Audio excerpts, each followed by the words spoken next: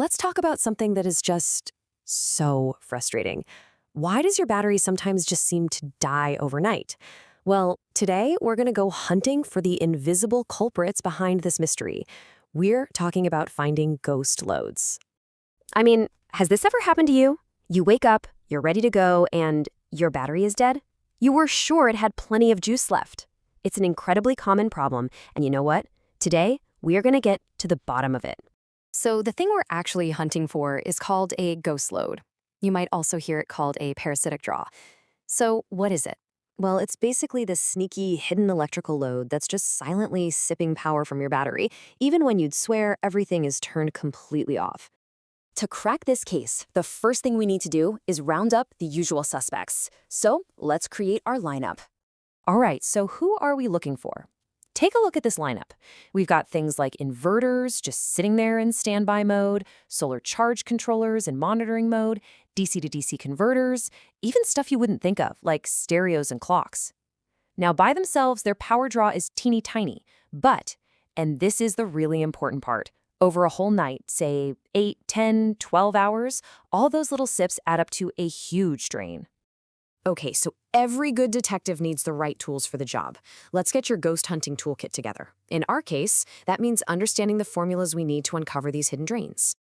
And this leads us to the biggest question of all, right? How on earth do you measure something that's basically invisible? You can't see it, so how do you find it? Well, here's the secret. It's not about just finding that tiny little current reading.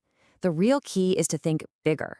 We need to calculate the total energy that's lost over the entire night. You know, think of it like a tiny, slow drip from a faucet into a bucket. One drop doesn't seem like a big deal, but if you leave it overnight, you can come back to an empty tank. And this right here, this is the secret weapon for cracking the case. The formula looks simple, but trust me, it's powerful. You just take the current draw, that's in amps, multiply it by your system's voltage, and then multiply that by the time, in hours. What you get is the total nighttime energy drain, measured in watt-hours. And that number, that's what shows you the real damage that little ghost load is doing. All right, theory's over. Let's get hands-on. It's time for the step-by-step investigation. This is exactly how you can gather the evidence yourself. But hang on. Before we get our hands dirty, we have to talk about something that is absolutely non-negotiable. Our detective's #1 rule is safety first. I'm serious. These high-capacity batteries are no joke. They can unleash incredibly dangerous currents in just a blink of an eye.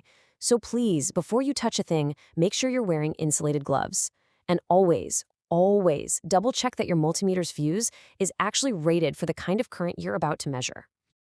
Okay, safety checked. Here's our 5-step plan. First up, you've got to isolate the system. That means turning off all your AC loads and disconnecting any solar input. Next, you're going to connect your multimeter in series to measure the current. Step 3 is to record that total current. And if it seems high, you start disconnecting circuits one by one to pinpoint the source. After that, step 4, you'll calculate the total energy drain using our formula. And finally, step 5, you assess the impact by comparing that energy loss to your battery's total capacity. Now that we've gathered all our clues, it's time for the fun part, analyzing the evidence and figuring out the true cost of these ghost loads. Okay, let's put some real numbers to this to see what we're talking about. A ghost load of just half an amp, which sounds like nothing, right? Well, on a typical 12-volt system, that tiny little draw will suck out 72 watt-hours overnight. That is a lot of power to just vanish while you're asleep. And this really lays it out perfectly. On the left, you've got the cause, a tiny half-amp current that you could easily overlook. But on the right, you see the effect, a really significant 72 watt-hour loss. And that's the whole point, understanding how that small, constant draw leads to a large, cumulative drain over time. So, you found the culprit. What now? What's the sentence for these little energy thieves? Well, the good news is you've got a few options. You could install simple cutoff switches on the devices that are causing the problem, or you could dive into your inverter settings and see if you can adjust its standby mode. Now, if the draws are coming from essential equipment you can't turn off, you might need to think about a battery upgrade. Or sometimes it's as simple as just being a bit more conscious about managing your loads. You know, this really boils down to one key takeaway from this whole investigation. Small draws absolutely add up, but the moment you can carefully measure them, you can take back control. It's all about empowerment. Once you can actually see the problem, you can manage it. And that really brings us to the big question for you. Now that you've got the tools, you've got the know-how, what hidden energy drains are you going to go uncover first?